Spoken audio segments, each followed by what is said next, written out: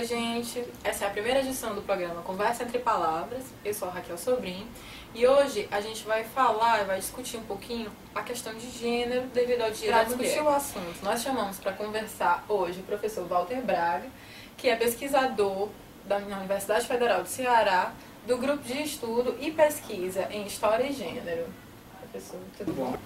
Obrigado, Raquel, pelo convite. Então, Walter, em relação ao dia 8 de março, o Dia da Mulher, ele sempre foi um dia para homenagear a mulher como um ser frágil, um ser dócil ou submisso? Na verdade, isso é uma construção moderna, né? Porque quando o 8 de março surge, mesmo antes disso, o processo que vai levar até o 8 de março, na verdade é uma trajetória de luta das mulheres por autonomia e independência em relação ao homem, né? Na esfera política, com direito ao voto e tudo, reconhecimento da dupla jornada de trabalho, tudo isso é uma sequência de lutas femininas que vão culminar no 8 de março, como ele foi pensado, né, de início. Essa questão de valorização de uma mulher dócil, submissa, é mais uma questão moderna que meio que apaga toda essa trajetória de luta que levou ao surgimento da data. Agora é engraçado a gente pensar que essa visão de uma mulher dócil e submissa é uma visão moderna. Porque na minha cabeça seria, na verdade, uma visão antiga. Como é que você acha que, nesse mundo moderno, essa visão se construiu? É a questão da mídia, principalmente, né? A valorização da mulher dócil e submissa realmente é uma coisa bem antiga, que a gente vai ver em relação aos discursos da igreja, discurso jurídico e médico, no decorrer do longo processo histórico da transformação da figura feminina. Esse modelo existe, né?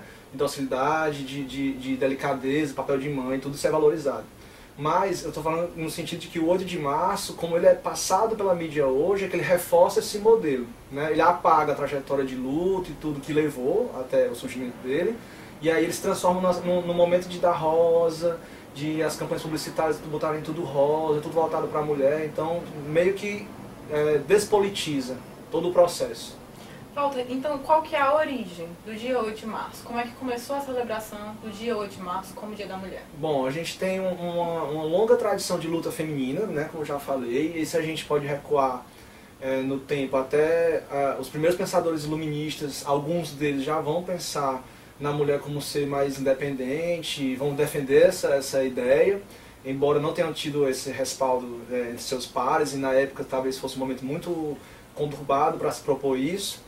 Mas a gente pode levar para a questão das revoluções francesa e da Revolução Americana, né, que é o processo de independência americano, onde a atuação feminina foi bem presente, bem marcante, né? Então as mulheres se tornaram visíveis. A partir do momento que elas se tornam visíveis e atuantes do processo, elas passam a exigir direitos. Então, ao final do processo revolucionário francês, por exemplo, elas queriam direito ao voto, elas queriam maior participação mesmo na vida pública, já que durante o processo revolucionário elas atuaram nas ruas.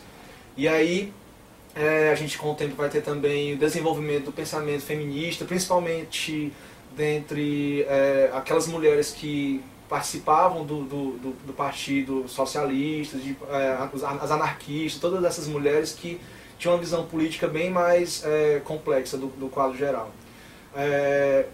Mesmo assim, isso eu já estou falando sobre o século XIX, processo político e tudo, a gente vai ter visões de participação feminina meio diferentes, né? A gente não pode falar de a mulher, né? Mas sim mulheres. Então, o que vai distanciar, por exemplo, a mulher burguesa, da família burguesa, da mulher trabalhadora pobre, é as demandas que elas vão exigir da sociedade, né?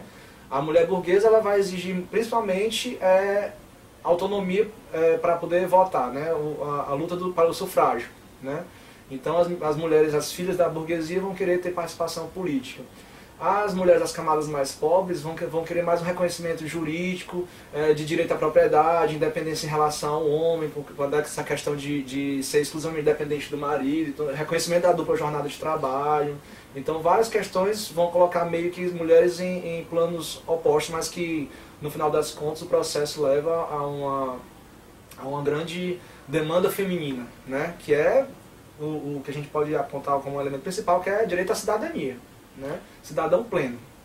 Depois de tantas conquistas, como você falou, reconhecimento da dupla jornada de trabalho, direito ao voto, hoje a gente sabe que tem um discurso muito forte que tenta invalidar o movimento feminista, falando que nós temos direitos iguais. O que é que você acha disso? Nós temos direitos iguais?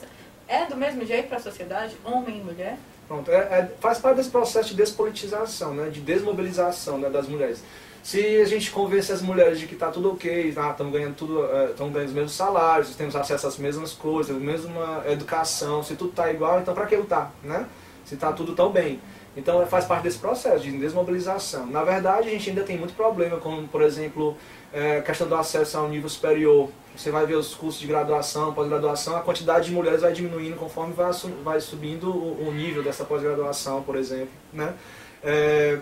No trabalho, homens e mulheres que exercem as mesmas funções, geralmente a mulher ainda recebe menos.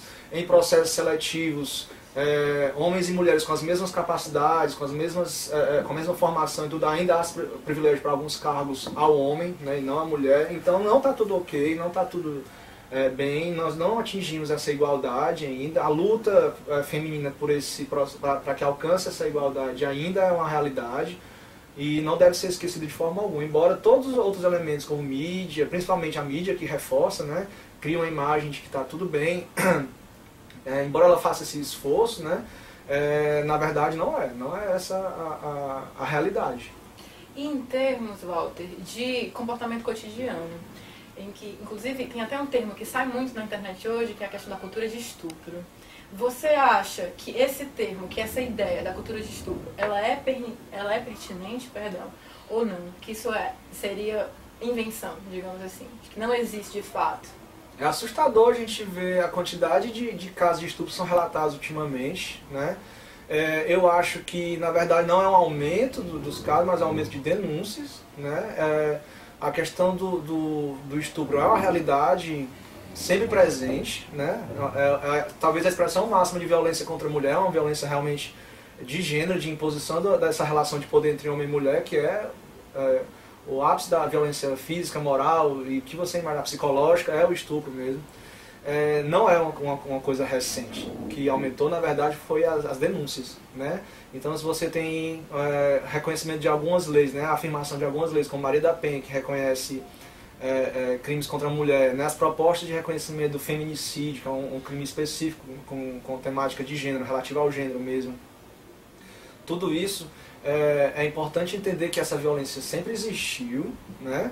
Embora ela estivesse fora dessa visibilidade, porque não havia denúncia. É vergonhoso, né? Muitas mulheres acabam não denunciando, né, essa violência, não entram para as estatísticas. Então, nesse despertar desse momento histórico que nós estamos vivendo, de conquistas e tudo, está se rompendo essa barreira do silêncio, né? Então, as denúncias da violência doméstica, todos esses níveis de violência, eles aumentaram a visibilidade sobre eles. Eles sempre existiram, mas, na verdade, aumentou a visibilidade sobre eles.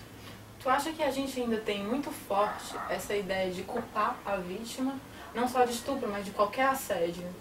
Então, tem essa política muito presente na vida brasileira de que se a mulher é vítima de algum assédio, violência, aí vai se perguntar para ela, por exemplo, o que é que você estava vestindo, né? Tava bêbado. Em que horário você estava andando, você bebeu, então meio que há a tentativa de culpabilizar a vítima sempre, né? Eu acho que é uma realidade, uma triste realidade do Brasil, não sei dizer em que grau isso acontece em outros países, acredito que também exista, né? Faz parte de uma realidade ocidental mesmo, de que a mulher ela tem que ser casta, né? Como a gente já estava falando, submissa, dócil, então ela não pode expor nenhum grau de sexualidade, senão ela possivelmente vai ser vítima de algum tipo de assédio, de agressão e tudo.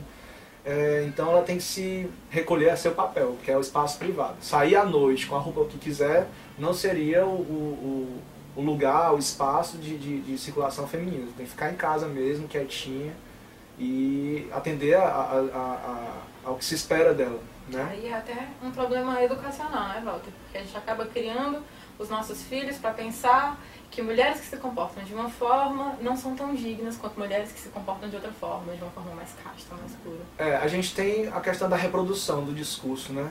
Se a sociedade toda ela foi construída a partir, quando eu digo construída assim, esse valor dessa mulher casta, familiar, mãe, foi construída em torno desses discursos da igreja, discurso jurídico e discurso médico, né, que é um processo longo dessa construção. É claro que você também incorpora, né? Então muitas mulheres desse momento moderno e tudo, com estudo muitas vezes, com acesso à informação, elas vão criar seus filhos e filhas de forma diferente, né? Ainda reproduzindo valores. O menino vai ser estimulado a ocupar a rua, a brincar sozinho, a ir para os lugares e tudo, namorar muito, sempre vai ser valorizado, tudo. E a mulher é justamente o contrário, a menina tem que ser recatada, sair pouco, ter poucas amizades, brincar com determinadas brincadeiras que reforçam esse valor de feminilidade doméstica. Os brinquedos femininos é a cozinha, bonequinha, bebês, e os meninos é tudo que você imaginar fora desse padrão doméstico, né? São as armas, são os carrinhos, são coisas que remetem ao espaço público, não ao privado. Então há essa reprodução, né? Muitas mulheres reproduzem. E o pior é que mesmo aquelas que têm acesso à informação, à educação, e a gente ainda tem essa questão, dessa reprodução do discurso. É verdade, Walter. Você falou agora do discurso jurídico, discurso médico. Além do discurso jurídico, discurso médico, discurso midiático, você acha que tem algum outro discurso que influencia no estereótipo, no papel que a mulher vai exercer na sociedade? Eu acho que esses são os principais, mais evidentes, né, nesse processo longo, né? Talvez a igreja tenha perdido um pouco desse impacto, né? Mas nós somos produtos desse discurso da igreja. O discurso jurídico, ele está se transformando a partir do momento que é reconhecida essa autonomia feminina e tal. A mulher está alcançando um status jurídico bem próximo do masculino, né? Eu já falei da questão do reconhecimento da violência contra a mulher, mas a gente tem que pensar também no papel, por exemplo, de políticas públicas que permitiram a transformação da atuação feminina. Por exemplo, do acesso à casa própria, esses programas populares do governo e tudo, em que o documento da casa fica no nome da mulher, né? Aí você já cria uma autonomia feminina. Quando programas de base assistencial, né, que a gente tem aqui no Brasil, eles também, quem recebe, quem tem acesso a esse dinheiro, desses recursos e tudo, é sempre a mulher. Então isso cria assim, se antes o discurso masculino é, se você não fizer o que eu quero, eu vou lhe botar para fora de casa, né, não vou mais sustentar nada, então isso a gente já está começando a ter uma transformação, né, para melhor no caso da mulher. O discurso médico também ele vai sofrer transformações, porque imaginava-se antes que uma mulher saudável e ideal seria aquela boa mãe e tudo. Eu acho que ainda persiste um pouco dessa ideia, mas eu acho que há uma transformação também do que é ser mulher hoje, e aí do lado negativo alcançar padrões de beleza que não são mais, não são reais, né? Não são alcançáveis para a maioria das mulheres. Aí isso acaba sendo muito negativo, né? O papel da mídia, como a gente já estava comentando, é muito importante, é muito forte, ele transforma mesmo a realidade. A gente vê nas campanhas publicitárias produtos, né, dedicados a homens e a mulheres têm características bem distintas. Se forem automóveis, por exemplo, aos homens apresentada uma propaganda em que vai valorizar a velocidade, né, o estilo, aquele homem que chega naquele carro, todas as mulheres olham. A mulher que está do lado dele no banco do passageiro não é a mulher mãe que a gente imagina, né, mas sempre uma mulher que parece mais uma modelo saindo de capa de revista. Enquanto que o carro feminino ele vai ter características, por exemplo, de conforto para os filhos, e mais aí reforçando o valor do conforto, mas pensando nos filhos. Se eu penso nos filhos, é o reforço do papel de mãe, né? E, como a gente está comentando também, a questão da reprodução do discurso, né? As mulheres são as principais elementos de contato com essa criação de uma nova geração, uma possível nova geração que fosse mais de mente aberta em tudo para entender essas diferenças, né? Embora eu acho que, por exemplo, em famílias onde a figura paterna seja mais ausente, há uma possibilidade muito positiva de reforço da importância feminina. Então, meninos criados por mulheres ou em famílias onde com um predomínio maior de mulheres, eles têm uma visão de mundo diferente, por exemplo, de famílias onde você tem pai, avô, uma presença masculina muito forte e tradicional, que aí reforce esses outros valores que a gente não quer que se reproduzam, né, que continuem existindo. Então, um contexto muito amplo de discurso que nós somos atingidos, né, diretamente, indiretamente, e é uma luta constante que a mulher deve ter para ter seu espaço reconhecido. Certo. Aí você falou que a igreja ela já perdeu bastante, o discurso religioso ele já perdeu bastante espaço. Mas aí existe um grupo religioso muito forte inserido na política que vem influenciando muito, eu creio, como é que você acha que esse grupo religioso, tão forte na política, influencia na luta em relação a questões de gênero? Pronto, é porque a questão dos evangélicos é bem mais recente, né? Você está falando de uma bancada evangélica que, mesmo a níveis municipais, causa um impacto muito grande, né? Para diversos grupos sociais, não só as mulheres, né? Mas os homossexuais, principalmente, são as principais vítimas, né? Desse discurso bem agressivo.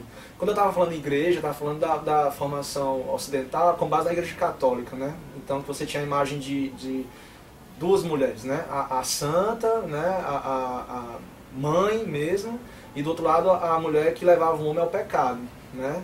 Esses dois modelos de feminilidade, eles têm uma história bem antiga, desde a formação da igreja. Essa bancada evangélica, essas igrejas mais recentes, elas reforçam, elas têm um discurso muito tradicionalista. Por mais que elas sejam jovens igrejas, né, se a gente levar no contexto geral de 2000 anos do cristianismo, do catolicismo, e elas são bem recentes, né, então elas reforçam um papel tradicional muito forte. Né, elas talvez sejam mais contundentes com relação ao discurso religioso do que a católica moderna. Nós temos um Papa que é mais liberal, né? Ele já enxerga, por exemplo, a mulher divorciada poder receber a comunhão, que até então não podia. Então várias coisas são transformadas nessa igreja católica.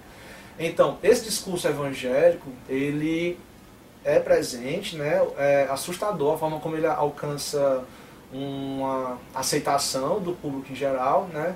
Quando ele condena a homossexualidade, quando ele condena o aborto, que o aborto é o direito da mulher sobre o seu próprio corpo, né? Então, se ele condena, ele vai diretamente contra os direitos femininos, né? De escolha, de não ter filhos, de não casar, e tudo isso é muito negativo também pra gente, né? Se a gente está buscando um mundo melhor, com uma transformação social de igualdade e tudo, a gente está longe disso, e ainda surgem discursos que reforçam o papel tradicional e que persistem.